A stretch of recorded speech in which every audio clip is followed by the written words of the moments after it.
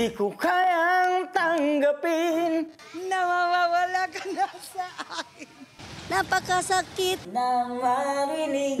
Ayaw mo na sa akin. Abdi at kirot ang dulot Sa aking damdamin. Di ko na kayang mabuhay sa mundo kung mawawala ka sa piling ko.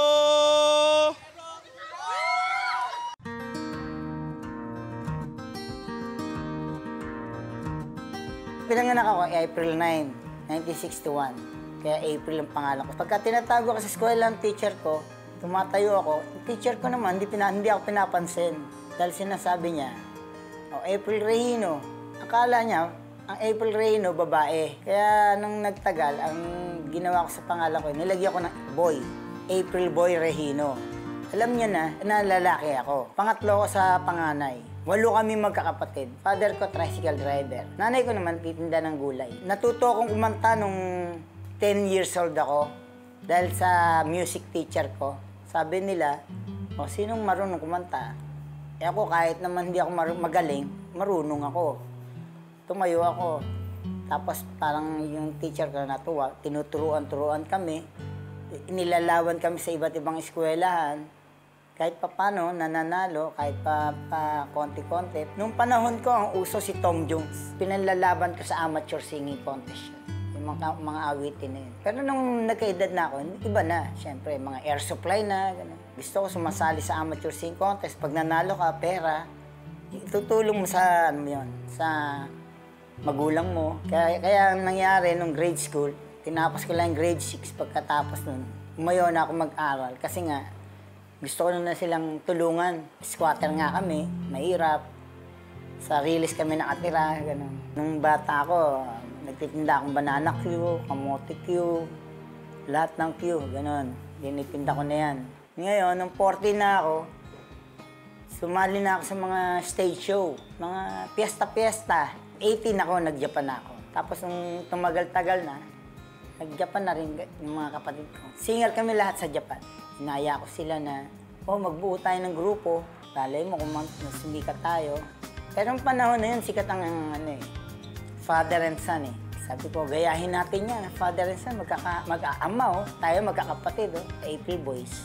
Salamat sa Diyos, sumikat ang kanta namin sana lagi magkapili. Pagkatapos nun, tumagal, 1 taon kami sikat.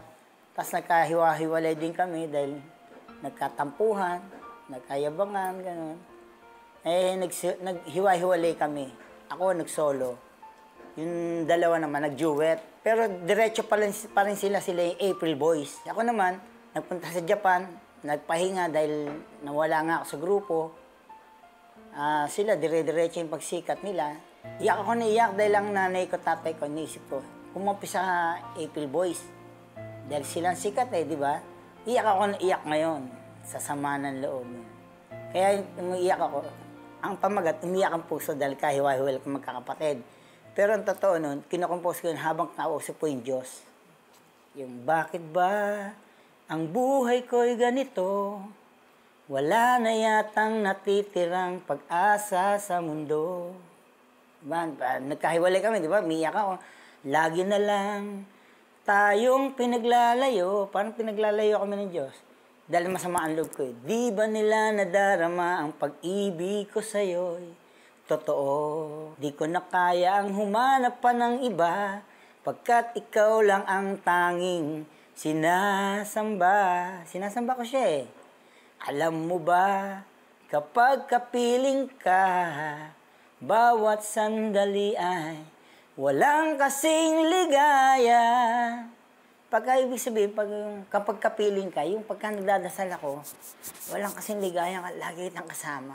Umiiyak ang puso ko't sumisigaw, pati ang isip ko, damdamin ay humihiyaw. Buhay kong ito ay walang halaga, kung ang pagmamahal mo ay mawawala pa. Yung pagmamahal niya, kung mawawala yun, hindi ko na kaya. Dahil ang pagmamahal ng magulang ko parang nawala sa akin Pagmamahal mo lang ang tanging pag-asa, di ko kayang mabuhay kung lalayo ka. Yung pagka lumayo pa siya sa akin, hindi ko na kaya. Kaya sa Diyos yun eh. Tumagal din ang pagkakaan namin, pagkakagalit namin, pagkakaaway. 3 years din yun. 3 years din kaming binibatian. Tapos nung, siyempre, nasa industriya kayo ng pagkanta, lagi nagkakasama din kayo. Kaya nagkakabati na rin kami. Nung nagkabati kami, tuwang-tuwa kami dahil ang unang-unang masaya na yung magulang ko. Ang pangarap ko lang dati sana magkaroon ako ng hit na kanta. Makasama ako sa mga nag-i-stage show, mabayaran man lang ako ng 500 pesos isang araw. Sabi ko, pambuhay ko na sa pamilya ko yun. May pamilya na ako may anak na ako saka asawa. Mga 15,000 yun, isang buwan. Pero hindi ko akalain na ang gagawin ng Diyos sa akin sobra-sobra pang ibibigay niya sa akin.